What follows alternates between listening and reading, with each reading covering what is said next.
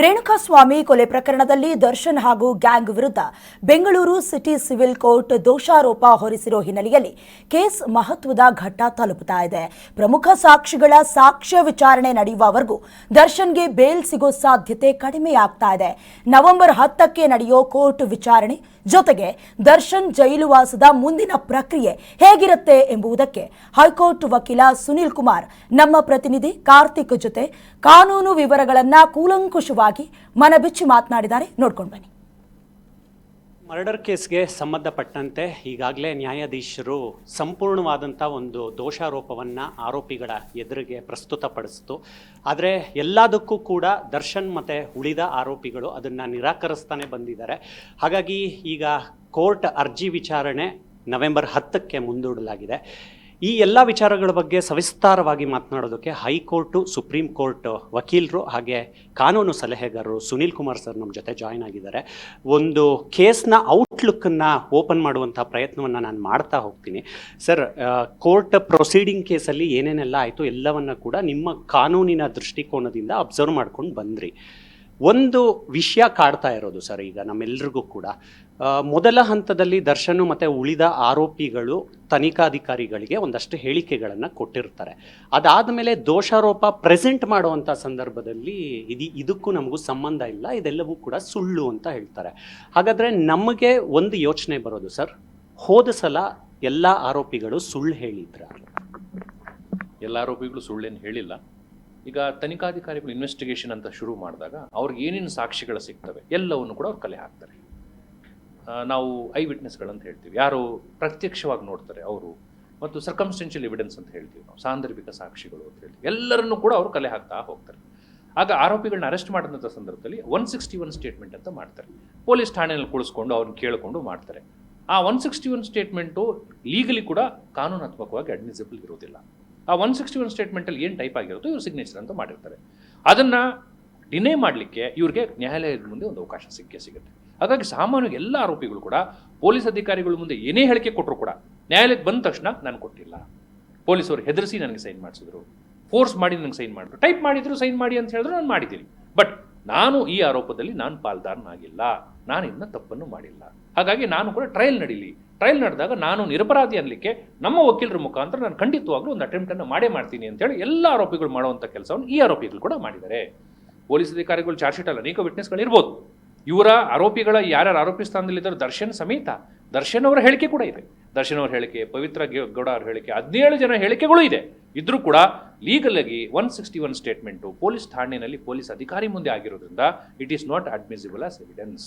But magistrate ಅವ್ರ ಮುಂದೆ ಮಾಡಿದ್ರೆ 164 ಸ್ಟೇಟ್ಮೆಂಟ್ ಅಂತ ಮಾಡಿ ವಿಡಿಯೋ ಕಾನ್ಫರೆನ್ಸ್ ಮುಖಾಂತರ, ವಿಡಿಯೋ ರೆಕಾರ್ಡಿಂಗ್ ಮುಖಾಂತರ ಮಾಡಿದಾಗ ಅದನ್ನು ಒಂದು ಎವಿಡೆನ್ಷಿಯಲಿ ವ್ಯಾಲ್ಯೂ ಆಗಿ ಖಂಡಿತವಾಗಿ ನಾವು ಕನ್ಸಿಡರ್ ಮಾಡ್ಬೋದು. ಹಾಗಾಗಿ ಎಲ್ಲ ಆರೋಪಿಗಳು ಮಾಡಿದಂಗೆ ಡಿನೈ ಮಾಡಿದರೆ ಮುಂದಕ್ಕೆ ಎಷ್ಟು ಮಟ್ಟಿಗೆ ಪ್ರಾಸಿಕ್ಯೂಷನ್ ಅವರು ತಮ್ಮ ಸಾಕ್ಷಿಗಳನ್ನು ಮತ್ತೆ ಪ್ರೊಡ್ಯೂಸ್ ಮಾಡಿ ಕೋರ್ಟ್ನಲ್ಲಿ ವಿಚಾರಣೆಗೆ ಒಳಪಡಿಸಿ ನ್ಯಾಯಾಧೀಶರ ಮುಂದೆ ಇವರಿಗೆ ಶಿಕ್ಷೆ ಕೊಡಲಿಕ್ಕೆ ಸಾಕಾರ ಆಗುತ್ತೆ ಅಂತ ನಾವೆಲ್ಲಗೆ ಕಾಡ್ತೇವೆ. ಸರ್, ಇವತ್ತು ಬೆಳಗ್ಗೆ ಆಗಿರೋವಂಥ ಒಂದು ಅಪ್ಡೇಟ್ ಕೊಟ್ಬಿಡ್ತೀನಿ. ಪರಪ್ಪನ ಅಗ್ರಹಾರಕ್ಕೆ ಸಿಟಿ ಸಿವಿಲ್ ಕೋರ್ಟ್ನಿಂದ ದರ್ಶನ್ ಮತ್ತು ಉಳಿದ ಆರೋಪಿಗಳನ್ನು ಕರ್ಕೊಂಡು ಹೋಗ್ತಾರೆ. ಅದಾದ ಮೇಲೆ ದರ್ಶನ್ ಅವರು ಮತ್ತು ಎಲ್ಲ ಆರೋಪಿಗಳು ರಿಲ್ಯಾಕ್ಸ್ ಮೂಡ್ಗೆ ಜಾರಿದ್ದಾರೆ ಅನ್ನುವಂಥ ಒಂದು ಮಾಹಿತಿ ಬರುತ್ತೆ. ಇದು ಎಷ್ಟರ ಮಟ್ಟಿಗೆ ನಿಜಕ್ಕೂ ಕೂಡ ಇದೆಲ್ಲವೂ ಸೈಕಾಲಜಿಕಲಿ ಪಾಸಿಬಲ್ಲ ಅಂತ ನೀವು ವಕೀಲರಾಗಿ ಏನು ಹೇಳ್ತೀರಾ ಇದ್ರ ಬಗ್ಗೆ? ನೋಡಿ, ಯಾವುದೇ ಆರೋಪಿ ಸ್ಥಾನದಲ್ಲಿದ್ದವರು ಕೂಡ ಕ್ಷಣಿಕವಾಗ್ಲೂ ಕೂಡ ರಿಲ್ಯಾಕ್ಸ್ ಮೂಡ್ನಲ್ಲಿ ಹೋಗ್ಲಿಕ್ಕೆ ಆಗೋದಿಲ್ಲ. ಯಾವಾಗಲೂ ಕೂಡ ಅವರ ಮನಸ್ಸಲ್ಲಿ ಒಂದು ಚಿಂತೆ ಕಾಡ್ತಾ ಇರುತ್ತೆ, ನಾಳೆ ಏನಾಗ್ಬೋದು. 10ನೇ ತಾರೀಕು ಕೇಸ್ ಹಾಕಿದರೆ ಸಾಕ್ಷಿ ಪಟ್ಟಿ ವಿಚಾರಣೆ ಶುರು ಆಗ್ತದೆ.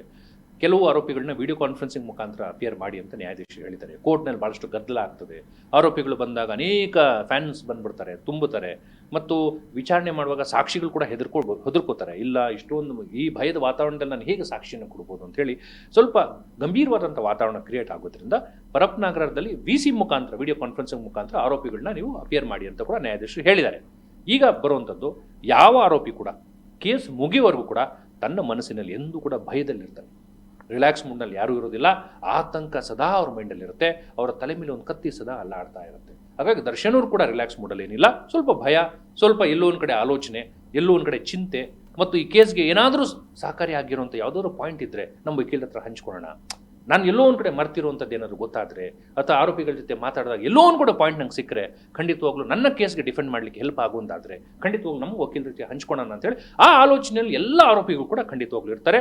ರಿಲ್ಯಾಕ್ಸ್ ಆಗಿ ಯಾವಾಗ ಆಗುತ್ತೆ ಅಂದರೆ ಅವ್ರು ಎಲ್ಲ ಆರೋಪಿಗಳಿಂದ ಹೊರಗೆ ಬಂದು ನಿರಪರಾಧಿಗಳು ಅಂತ ಏನಾದರೂ ತೀರ್ಪು ಬಂದರೆ ಆಗ ಅವ್ರು ಕಂಪ್ಲೀಟ್ ರಿಲ್ಯಾಕ್ಸ್ ಮೋಡ್ಗೆ ಹೋಗ್ತಾರೆ. ಪವಿತ್ರ ಗೌಡ ಅವರು ಮತ್ತೆ ಸುಪ್ರೀಂ ಕೋರ್ಟ್ ಮೆಟ್ಟಲು ಹತ್ತಿದ್ದಾರೆ, ಪುನರ್ ಪರಿಶೀಲನೆ ಮಾಡಬೇಕು ಅಂತ ಅರ್ಜಿ ಹಾಕಿದ್ದಾರೆ ಅನ್ನುವಂಥ ಒಂದು ವಿಷಯ. ಎಲ್ರಿಗೂ ಕೂಡ ಈಗ ಯೋಚನೆ ಏನು ಬರುತ್ತೆ ಅಂದರೆ, ಸುಪ್ರೀಂ ಕೋರ್ಟು ಹೈಕೋರ್ಟ್ ಕೊಟ್ಟಿರುವಂಥ ಜಾಮೀನನ್ನು ರದ್ದುಗೊಳಿಸ್ತು, ಮತ್ತೆ ಅರೆಸ್ಟ್ ಆದರು ಎಲ್ರೂ. ಅದಕ್ಕೆ ಏನಾದರೂ ಒಂದು ಕಾಲಾವಕಾಶ ಅಂತ ಇದೆಯಾ, ಅಥವಾ ಯಾವಾಗ ಬೇಕಾದರೂ ಅಪ್ಲೈ ಮಾಡ್ಬೋದಾ ಅನ್ನುವಂಥ ಒಂದು ವಿಚಾರ.